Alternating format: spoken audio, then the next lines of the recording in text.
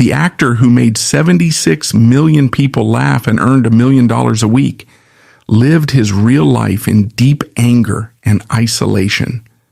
The character he created brought joy to the entire world and was the exact thing that destroyed his mind. Today, a short phone video of his breakdown outlives his 9 years of television glory. This is the story of Michael Richards. So how did an entire generation think Cosmo Kramer was hilarious without realizing the man behind the role was a complete nightmare? The American television landscape of the early 1990s operated as an inescapable cultural monopoly. Long before the era of algorithmic streaming, broadcast networks like NBC held absolute control over the nation's attention, engineering a highly optimized corporate engine designed to capture tens of millions of viewers simultaneously. A hit television show functioned as a massive financial institution, and at the absolute center of this empire stood a program about nothing, Seinfeld. Within this rigid, cynical framework, an actor was tasked with playing Cosmo Kramer. But the network did not want Michael Richards, the individual. They simply paid to secure Kramer, the visual asset. The character on the page was originally conceived as a slow-witted, reclusive neighbor. Michael Richards ignored that blueprint. He approached the role with the obsessive discipline of a physical architect. He recognized that in a show dominated by rapid-fire, observational dialogue, he needed to provide a completely different frequency. He engineered a kinetic spectacle. Richards bypassed the standard comedic acting techniques of the era and tapped into the forgotten grammar of silent film stars. He studied the precise bodily manipulations of Buster Keaton and the calculated clumsiness of Jacques Tati. He brought an intense, almost dangerous physical vocabulary to a sterile soundstage environment. Every visual element of Kramer was meticulously constructed by Richards to serve a functional purpose. Richards specifically selected restrictive vintage clothing to serve a functional mechanical purpose rather than mere aesthetic quirkiness. He wore pants that rode high on his waist and shoes that provided zero traction. These choices were deliberate mechanical decisions designed to amplify his physical instability. When Richards made his trademark sliding entrance through Jerry Seinfeld's apartment door, it functioned as a highly calculated physics equation. He calculated the exact friction between the soles of his shoes and the studio floor. He measured the exact force required to throw the door open without ripping it off its hinges. He hit his mark with mathematical precision. The live studio audience responded with deafening, immediate validation. In television production, laughter is a metric of success. But the reaction to Richards was something else entirely. The applause and cheering grew so intense and sustained that it actively disrupted the filming process. The network executives watched this phenomenon from their offices. Rather than recognizing artistic brilliance, the executives viewed him purely as a mascot, driving unprecedented audience engagement. Kramer became the undeniable visual hook that kept viewers from changing the channel. As the ratings climbed to 30 million viewers a week, the cost of a 30-second commercial spot during the broadcast skyrocketed into the hundreds of thousands of dollars. Richards was no longer just an actor hitting his marks. He had transformed into a primary load-bearing pillar of NBC's financial structure. This massive commercial success initiated a quiet, systematic process of exploitation. The network required reliability above all else. They needed the Kramer product delivered precisely as expected week after week. They stripped away the human context of the performer and demanded only the resulting caricature. Michael Richards possessed a deep fundamental illusion regarding his place in this machinery. Alleviated his obsessive dedication to his craft, his demands for multiple takes, and his refusal to break character were testaments to his status as a serious artist. He viewed the sitcom stage as a theater of high art. The corporate executives viewed it as an assembly line. This fundamental disconnect between the actor's artistic ambition and the network's commercial demands laid the groundwork for a massive psychological fracture.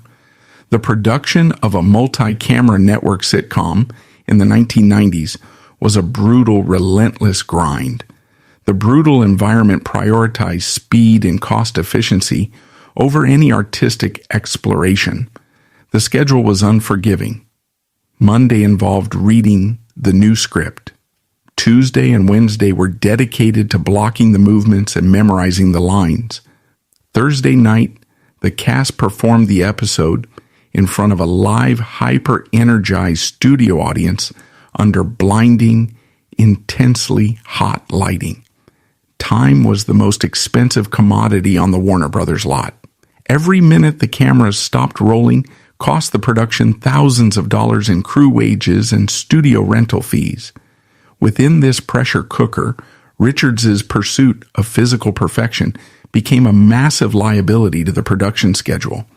He refused to compromise his vision for the sake of efficiency. Between takes, while his co-stars, Jerry Seinfeld, Julia Louis-Dreyfus, and Jason Alexander, engaged in relaxed, collaborative banter, Richards isolated himself completely. He paced in the dark corners of the soundstage. He muttered his lines repeatedly. He visualized his exact physical trajectory across the set. He deliberately avoided eye contact with the crew and the other actors.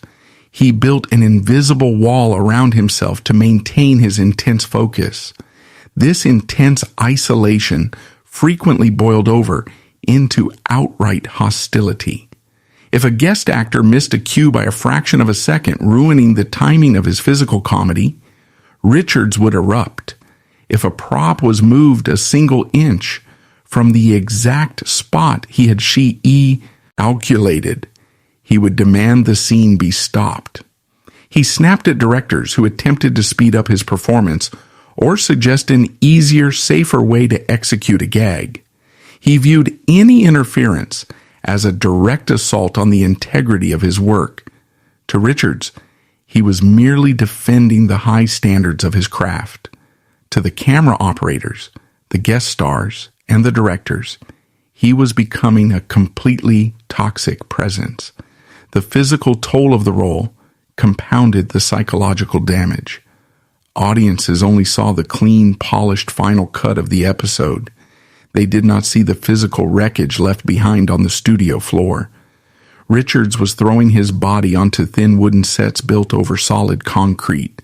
He was slamming into solid doors, collapsing over furniture, and taking brutal falls week after week for 9 consecutive years. He sustained deep bruises, muscle tears, and chronic joint pain.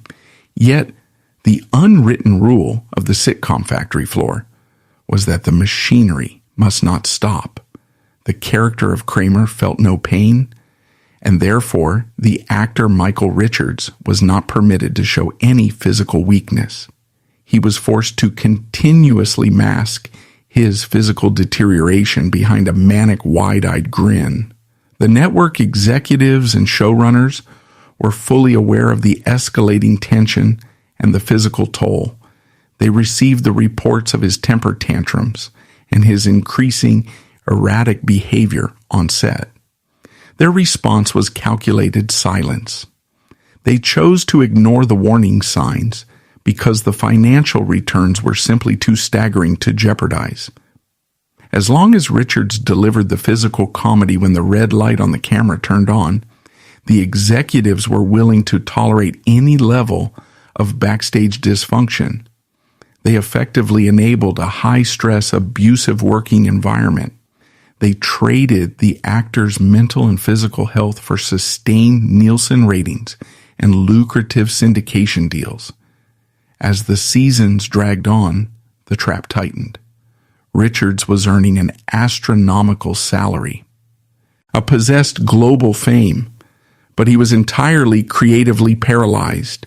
The industry refused to see him as anything other than the erratic neighbor. The industry actively withheld dramatic leading roles and production opportunities, completely confining him to a highly specific, profitable box. Every time he attempted to introduce nuance or darkness into the character, the network pushed back, demanding the loud, clumsy buffoon the audience expected. The wealth he accumulated served only as the bars of his cage. He had signed a contract that guaranteed his financial security, but the hidden clause required the total surrender of his artistic identity. The corporation held total ownership of his creation, ruthlessly draining its value while the man inside eroded. He became a highly compensated prisoner inside a machine, demanding absolute stagnation, making a breaking point a mathematical certainty. The physical environment that contained him for 9 years directly fueled his psychological erosion, creating a profound split between the character's persona and the actor's process. Kramer was oblivious and chaotic. Richards had to be hypervigilant and ruthlessly calculated.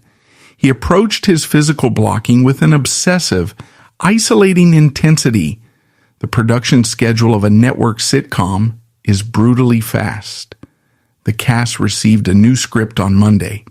By Thursday night, they were shooting the final product in front of a live audience. They had 3 days to memorize dialogue, establish physical movements, and refine the comedic timing. While the rest of the cast utilized this rehearsal time to collaborate, chat, and build a relaxed rapport, Richards withdrew into his own psychological silo. He viewed his body as a precision instrument, and he demanded that the production treat it as such. This intense focus inevitably collided with the assembly line mentality of the network executives and the episodic directors. Directors in multi-camera sitcoms are rarely auteurs. They are logistical managers. Their primary objective is to complete the episode on schedule and under budget. The directors frequently urged Richards to simplify his movements, to take a safer, less complicated route across the set to save setup time. Richards viewed these requests as a direct assault on the artistic integrity of the character. He flatly refused. He would argue aggressively for the physical complexity of the scene, prioritizing the visual impact over the production timeline. These clashes escalated into a quiet, ongoing war on the set. Richards effectively weaponized his importance to the show. He knew the network needed the Kramer visual hook. He would occasionally initiate silent strikes, refusing to proceed with a scene until the technical parameters matched his exact specifications. The executives sitting in the control booths tolerated this insubordination because the final broadcast consistently delivered massive ratings. They enabled a toxic, high-stress atmosphere. They accepted Richards as a difficult asset, prioritizing financial returns over the mental and emotional stability of the workplace. The live tape nights on Thursdays amplified this tension to a breaking point. The studio audience was actively managed and manipulated by warm-up comedians hired by the production. Before the actors even stepped onto the set, the audience was primed to react explosively to Kramer. When Richards made his first entrance of the night, the wall of sound from 300 screaming people physically shook the set. For the network, this was pure audio gold. For Richards, it was an adrenaline-fueled high that demanded a physical toll. The physical degradation of his body was a closely guarded industry secret. The stunts escalated rapidly. There were no stunt doubles for the live taping. He accumulated deep bruises, muscle strains, and chronic joint pain. In a standard corporate environment, this level of physical injury would trigger immediate intervention. In the network television industry of the 1990s, it simply required a visit to the studio medic for painkillers before the next take. The machinery could not stop. He bound his ribs, masked his pain with the character's manic grin, and continued to hurl himself into the scenery. His resentment began to leak into the production process itself. This was most visible during the filming of the show's inevitable mistakes. When a scene broke down, when Jerry Seinfeld forgot a line, or Julia Louis-Dreyfus burst into uncontrollable laughter, the illusion of the scene was shattered. For the rest of the cast, these bloopers were a release valve for the immense pressure. They laughed to break the tension. Richards did not laugh. Archival outtakes frequently show him standing amidst his laughing co-stars with an expression of cold, unyielding fury. He despised the bloopers. He viewed a blown take exclusively as a failure of professional discipline. A missed line meant his physical exertion, his pain, and his calculated timing were wasted. The network executives, however, saw another revenue stream. They recognized that the audience enjoyed seeing the actors break character. They began packaging these bloopers and broadcasting them. They monetized Richards' genuine anger. They took his intense, painful commitment to the craft and turned his frustration into just another punchline for the audience to consume. This was a profound violation of his professional boundaries. The system was not just extracting his physical labor, it was harvesting his psychological distress for entertainment. Outside the heavily guarded perimeter of the Warner Brothers lot, a different mechanism of exploitation was waiting. The mid-1990s saw a massive shift in celebrity media. The rise of aggressive tabloid television programs and unregulated paparazzi agencies created a hunting ground. The public had developed an insatiable appetite for the private lives of television stars. The paparazzi did not want photographs of a quiet, intense actor running errands. They wanted the manic energy of Kramer on the streets of Los Angeles. Richards became a high-value target. Photographers staked out his residence and followed his vehicle. They employed aggressive tactics, deliberately blocking his path or shouting provocations to elicit a reaction. They understood the cognitive dissonance of the public.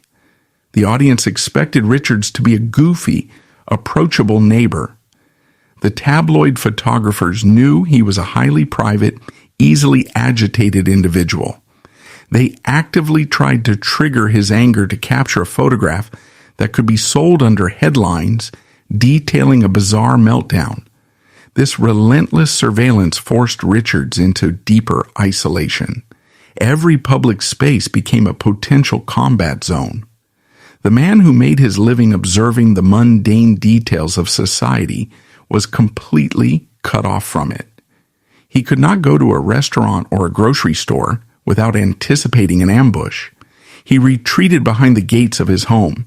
His world shrank to the perimeter of his property and the sound stage at stage 9. The wealth he accumulated through the show acted as the walls of his prison. The corporate apparatus of NBC tightened its grip during the highly publicized contract negotiations in the later seasons. The core cast banded together to demand a massive salary increase, eventually securing hundreds of thousands of dollars per episode. The media framed this as a victory for the actors. In reality, it was the ultimate commodification of their identities. The network agreed to the exorbitant cost because the show was generating hundreds of millions of dollars in advertising revenue. But signing a contract of that magnitude alters the fundamental nature of a human being. Richards was no longer just an actor. He was a walking, breathing corporate asset. The network demanded maximum return on their investment. The writers, pushed by the network to keep the ratings dominant, began writing increasingly absurd and physically demanding scenarios for Kramer. The character transitioned from an eccentric neighbor to a living cartoon. Richards was required to set his hair on fire, carry heavy appliances down the street, and perform increasingly dangerous slapstick routines. He recognized that the character was losing its grounding in reality, morphing into a hollow caricature designed solely for cheap visual gags. He attempted to push back, suggesting more nuanced, character-driven storylines. The network executives flatly rejected these proposals. They did not want nuance, they wanted the slide, the wild hair, and the physical crash. He was trapped in a feedback loop of his own success. The industry viewed his perfectionism as a liability and his character as a commodity. He was surrounded by executives who praised his ratings but ignored his physical pain. He worked alongside actors who did not understand his process. He was hunted by photographers who wanted to exploit his anxiety. The system systematically stripped away his artistic autonomy, his physical health, and his right to a private life. They left him with an incredibly lucrative shell. He was holding onto a multi-million-dollar contract, standing alone in the dark corner of a sound stage, waiting for the red light of the camera to force him back into a persona he could no longer control. The infrastructure of his eventual collapse was fully constructed long before the show reached its finale. May 14, 1998 marked the official conclusion of the Seinfeld era. 76 million Americans tuned in to watch the series finale. Within the executive offices of NBC, it was a moment of unprecedented financial triumph. The network had extracted every possible fraction of a cent from the broadcast. For the cast members, the final call of cut on Stage 9 was supposed to represent the ultimate Hollywood victory. They had secured their financial futures, achieved global recognition, and walked away at the absolute height of their cultural relevance. The massive wooden apartment sets were dismantled. The hundreds of production crew members dispersed to other projects. The high-voltage studio lights were powered down. For Michael Richards, the immediate aftermath delivered a violent psychological whiplash. For 9 years, his entire existence had been dictated by a merciless, heavily structured production schedule. His days were micromanaged down to the minute. His physical movements were mapped out by directors. His words were provided by a team of writers. His social interactions were confined to a highly controlled studio lot. Suddenly, the machinery stopped. The strict parameters that had defined his reality vanished overnight. The deafening roar of the 300-person live studio audience was abruptly replaced by the profound echoing silence of a heavily gated Los Angeles mansion. The transition from extreme regimentation to absolute freedom is notoriously destabilizing. Richards found himself alone with the immense fortune he had accumulated, but he lacked the one thing the industry had systematically denied him: a functional, independent, artistic identity. He did not want to retire. He viewed himself as a serious, dedicated actor in the prime of his career. He assumed that the massive success of Seinfeld would serve as a skeleton key unlocking the doors to prestigious film roles, dramatic character work, and artistic autonomy. He severely underestimated the cynical efficiency of the Hollywood casting system. The film industry operates on the suspension of disbelief. When a director casts an actor in a dramatic role, the audience must believe the actor is the character on the screen. Michael Richards was entirely radioactive to this process. He had done his job too well. He had spent a decade permanently searing the image of Kramer into the global consciousness. When casting directors and studio heads looked at him, they did not see a versatile performer capable of carrying a complex narrative. They saw the intellectual property of NBC. If Richards walked onto a movie screen to play a detective, a lawyer, or a grieving father, the audience would not see the character. They would simply wait for him to slide through a door and fall over. He was an instant distraction. His presence broke the fourth wall before he even delivered a line of dialogue. Major film studios refused to take the financial risk of placing him in serious projects. He was effectively blacklisted, not for a lack of talent, but because his specific brand of talent was completely non-transferable.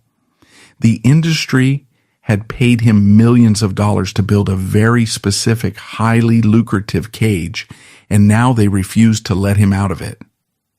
Driven by a desperate need to work and validate his artistic worth, Richards attempted a compromise. In the year 2000, he returned to network television. He partnered with NBC to launch a new sitcom titled The Michael Richards Show. He envisioned the project as a departure from the manic energy of his past. He pitched a concept where he would play a clumsy but competent private investigator. He wanted the comedy to be darker, more deliberate, and less reliant on high-impact physical stunts. He wanted to prove he could anchor a narrative without the protective ensemble of Seinfeld. The network executives intervened immediately. They had no interest in funding an artistic experiment. They were investing in the Michael Richards brand, and in their corporate mathematics, Michael Richards equaled Kramer. They began a systematic process of creative interference. Through focus groups and executive notes, they forced the writers to alter the scripts. They demanded Richards inject the same frantic physical tics, the same wide-eyed reactions, and the same erratic vocal patterns into the new character. They sterilized his original concept and attempted to artificially manufacture a clone of his previous success. The result was a catastrophic artistic failure. The essay debuted to brutal reviews. Television critics dissected the performance, noting that Richards looked exhausted and trapped, performing a hollow imitation of his former self. The audience immediately recognized the corporate cynicism behind the project. Ratings plummeted. NBC, demonstrating the cold, pragmatic nature of network television, canceled the series after only 8 episodes. The sets were struck.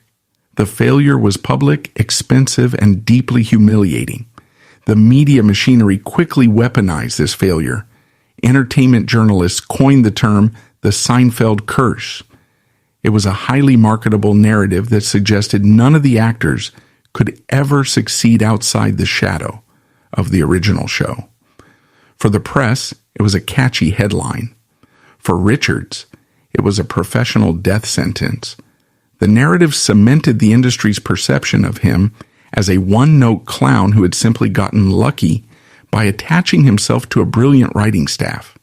The industry washed its hands of him. They had extracted hundreds of millions of dollars from his physical labor during the 1990s, and now they discarded the remaining husk. The walls of his isolation began to close in rapidly. He was incredibly wealthy, yet completely professionally castrated. He could not secure meaningful film roles. He could not launch his own television projects. He attempted to pivot to stage acting, taking roles in regional theater, but the shadow followed him. Theater critics reviewed his performances through the lens of his sitcom past, refusing to evaluate him on his current merits. He found himself trapped in a bizarre, inescapable paradox. This paradox was amplified by the realities of television syndication. Seinfeld had entered global syndication, broadcasting multiple times a day on cable networks around the world. Richards was forced to compete with a ghost. Every single day, millions of people were watching a younger, more energetic version of him performing flawless physical comedy. Was permanently frozen in the amber of 1990s television, generating endless revenue for the Warner Brothers Corporation, while the real Michael Richards aged in isolation, locked out of his own profession. He was a spectator to his own permanent success, completely unable to move forward. By the mid-2000s, the psychological suffocation reached a critical mass. He was staring into an existential void. He had three distinct options. He could accept defeat, disappear into his Los Angeles estate, and live out his days in quiet, wealthy obscurity. He could surrender his remaining dignity and accept the highly lucrative, humiliating offers to appear on reality television shows, allowing the network to exploit his desperation for cheap entertainment. Or he could attempt to forcefully break the narrative and prove to the industry that he was still a raw, vital creator. He chose to fight, but he made a fatal miscalculation in choosing his battlefield. Richard decided to pivot to stand-up comedy. To the untrained observer, the transition from starring in a sitcom to performing stand-up comedy appears logical. Both involve making people laugh. In reality, they are completely divergent art forms, requiring fundamentally different skill sets. A sitcom actor operates in a highly controlled environment. They have a script, a director, multiple takes, and a meticulously managed audience. The sitcom actor is a component in a larger machine. Stand-up comedy is the rawest, most exposed form of live performance. There are no editors. There are no directors to call cut. There is no script supervisor to save you if you lose your place. It is just an individual standing on a wooden stage with a microphone, facing a room full of strangers who have been drinking alcohol. It is an adversarial environment. Professional stand-up comedians spend a decade performing in dark, empty clubs, repeatedly failing, just to develop the psychological armor required to handle the hostility of a live crowd. A learned the precise verbal mechanics of controlling a room, diffusing tension, and destroying hecklers. Michael Richards possessed none of these skills. He had bypassed the brutal, decade-long training process because of his massive television fame. The comedy clubs welcomed him, not because he was a honed stand-up comic, but because his name on the marquee sold out the venue. He was given headlining spots on prestigious stages that other comedians had bled to earn. He walked into the Laugh Factory in late 2006 operating under a massive delusion. He believed he was entering a theater to practice high art. He believed the audience would sit quietly and respect his process as he experimented with avant-garde comedic concepts. He did not realize he was walking into a war zone wearing absolutely no armor. He was a deeply frustrated, artistically starved man, carrying years of suppressed anger, stepping onto the most volatile stage in the entertainment industry. He was completely unequipped to handle the violence of a live audience.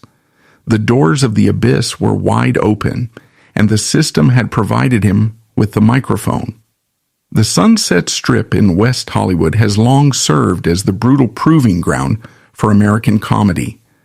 The Laugh Factory, established in 1979, is not a sterile network television soundstage. It is a highly compressed, volatile environment. The ceilings are low, the tables are packed tightly together, forcing strangers into close physical proximity. Alcohol acts as the primary lubricant for the evening's economy. The stage is elevated only slightly above the crowd, offering no physical or psychological barrier between the performer and the audience. In a network television studio, the audience is a prop, managed by producers and commanded to applaud by illuminated signs. In a comedy club, the audience is an apex predator. They dictate the terms of survival. On the night of November 20th, 2006, Michael Richards stepped onto this stage. He did not arrive in the oversized vintage suits or the slide-inducing shoes of his past. He stood under the harsh spotlight simply as an aging actor attempting to carve out a new existence. However, the crowd of several hundred people did not see Michael Richards. They saw the ghost of Thursday night television. They saw the corporate mascot of the 1990s. They expected the familiar manic energy, the erratic vocal inflections, and the harmless buffoonery. Richards, harboring deep resentment toward that exact image, attempted to deliver a routine that was disjointed, aggressive, and entirely devoid of the sitcom warmth the crowd anticipated. The frequency in the room immediately fractured. The catalyst for the collapse arrived from a balcony table. A group of patrons, including several black audience members, had arrived late. They were reportedly ordering drinks, conversing loudly, and ignoring the performance on stage. In the unspoken contract of live stand-up comedy, this is a direct challenge to the performer's authority. A seasoned stand-up comedian, someone who had spent thousands of hours failing in dark rooms, would recognize this immediately. A veteran comic possesses a specific verbal martial art. They know how to isolate a heckler, ridicule them using sharp, calculated wit, turn the rest of the room against them, and reestablish dominance without breaking a sweat. It is a required survival skill in live entertainment. Michael Richards possessed absolutely none of this training. His entire career had been insulated by network money, multiple takes, and strict corporate control. He had never been trained to fight a live crowd. When the patrons interrupted his set, shouting that he was not funny and that his career had been over for years, they did not just break his concentration. They struck the exact exposed nerve of his deepest professional insecurity. They verbalized the exact existential dread he had been fighting since the cancellation of his solo show. The reaction was instantaneous and catastrophic. Richards did not deploy comedic misdirection. He suffered a complete psychological snap. The absence of a director to yell "cut" left him entirely exposed. He paced aggressively across the stage. He pointed directly at the balcony. In a desperate, animalistic attempt to regain control of the room, he bypassed any standard comedic defense and reached for the absolute most destructive, taboo weapon available in the American English language. He sought to inflict maximum verbal trauma. He launched into a vicious, unhinged racial tirade. He repeatedly screamed the N-word at the patrons. He made horrifying historical references to lynching in the Jim Crow era, shouting about how 50 years ago they would have been hanging upside down with a fork in their side. The words were not delivered as a twisted joke or a failed attempt at edgy satire. They were delivered with raw, palpable hatred. He stalked the edge of the stage, leaning into the microphone to ensure the venom was amplified through the club's sound system. The atmosphere in the Laugh Factory instantly shifted from a comedy show to a hostage situation. The ambient noise of clinking glasses and chatter vanished, replaced by a stunned, heavy silence, followed by gasps of sheer disbelief. Audience members began shouting back, telling him his words were completely unacceptable. Richards doubled down, screaming that the crowd was witnessing a comedian breaking down. He was actively narrating his own destruction in real time. If this exact incident had occurred in 1996, it would have remained a local rumor. A few hundred people would have left the club, told their friends, and the network public relations machine would have aggressively buried the story. But 2006 marked the dawn of a new unregulated digital era. The gatekeepers of the 1990s were dead. In the audience, a patron reached into their pocket and pulled out a flip phone equipped with a low-resolution digital video camera. They hit record. For 9 years, Michael Richards had been filmed by million-dollar Panavision cameras, operated by union technicians, tightly controlled by NBC executives, to present a flawless, highly profitable illusion. Now he was being filmed by a pixelated, shaky consumer device held by a stranger. This cheap piece of technology stripped away all corporate protection. It captured the raw, unfiltered reality of a man detonating his own life. Within hours of the altercation, that grainy footage was sold to TMZ, a rising digital tabloid empire that thrived on the destruction of celebrity facades. The video bypassed traditional news cycles entirely.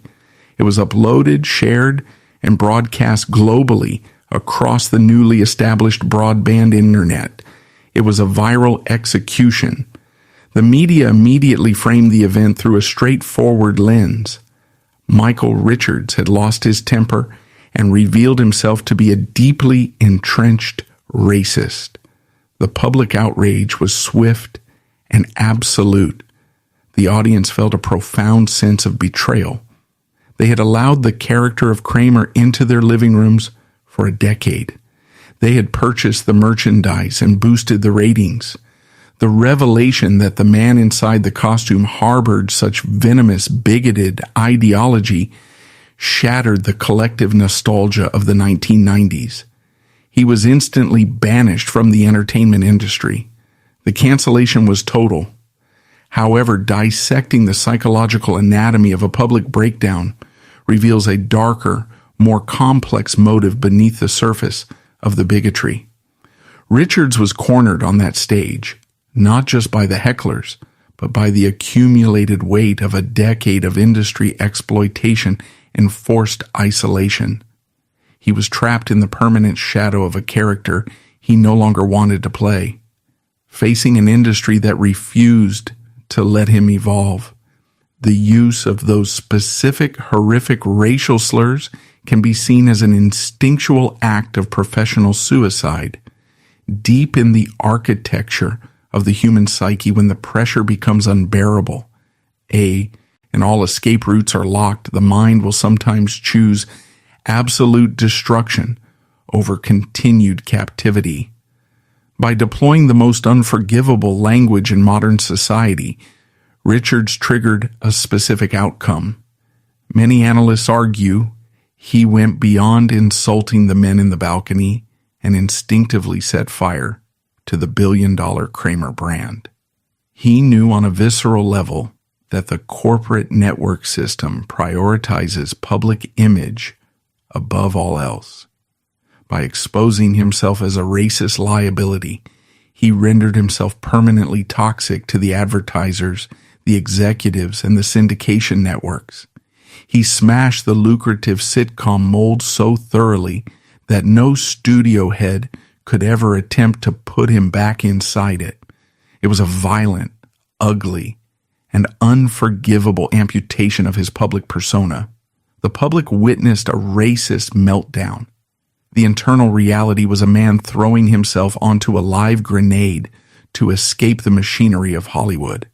The explosion destroyed his legacy, his fortune, and his reputation, but it also, finally and permanently, killed Kramer.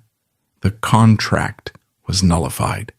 The studio doors were locked from the outside.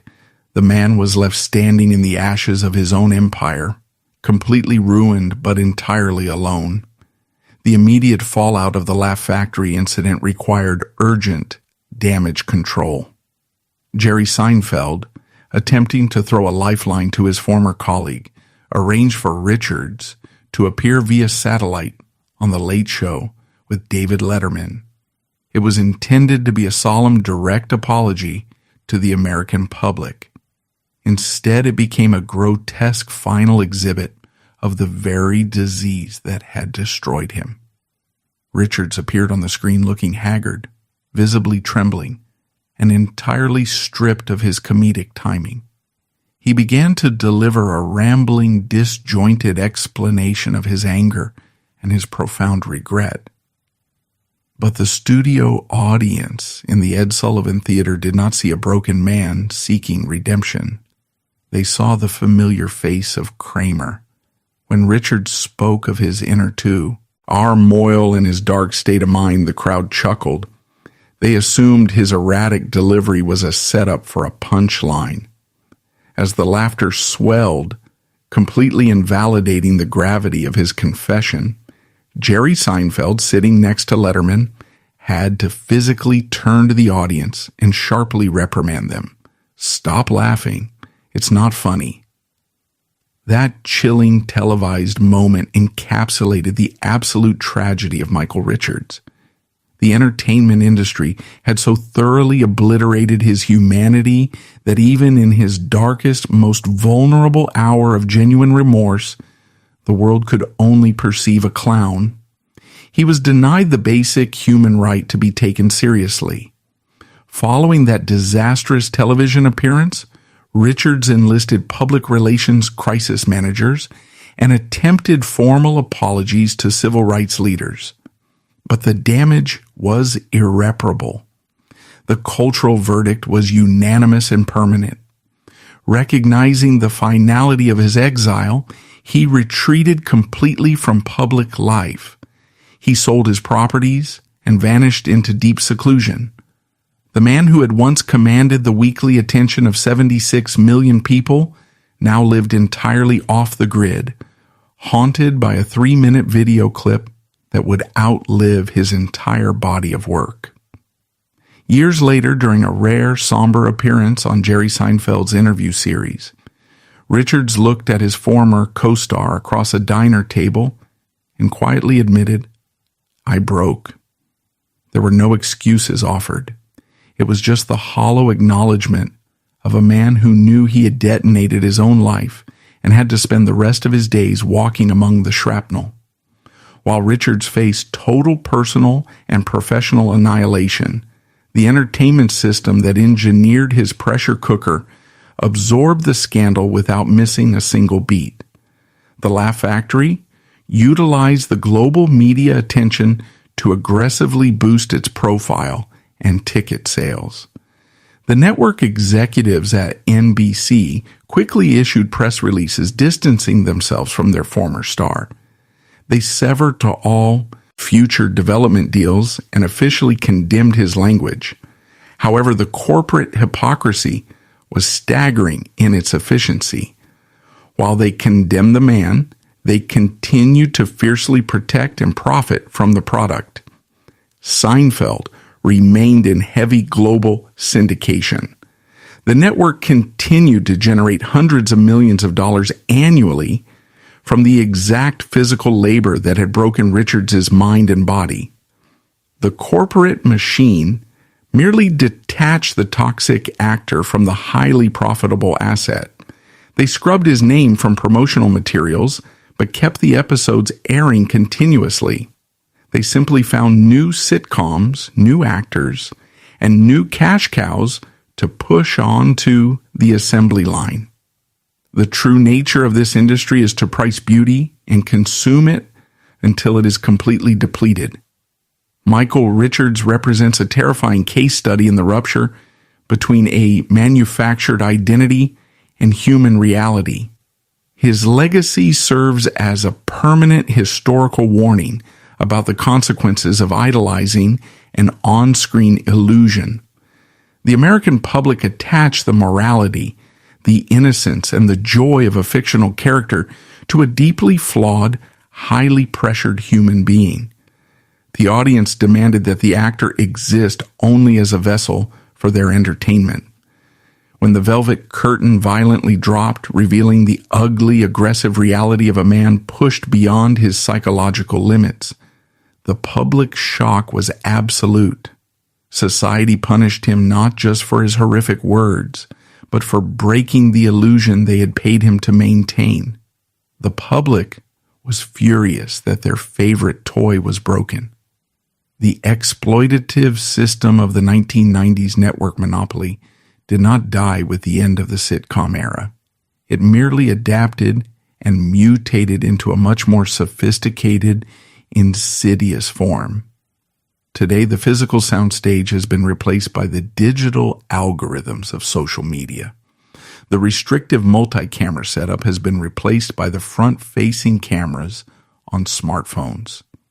Modern public figures, influencers, and entertainers are no longer subjected to a weekly shooting schedule. They are forced to maintain perfect, curated personas 24 hours a day, 7 days a week, under the relentless surveillance of millions of anonymous observers. The pressure to remain constantly engaged, constantly positive, and constantly profitable is far more pervasive than anything Michael Richards faced on the Warner Brothers lot.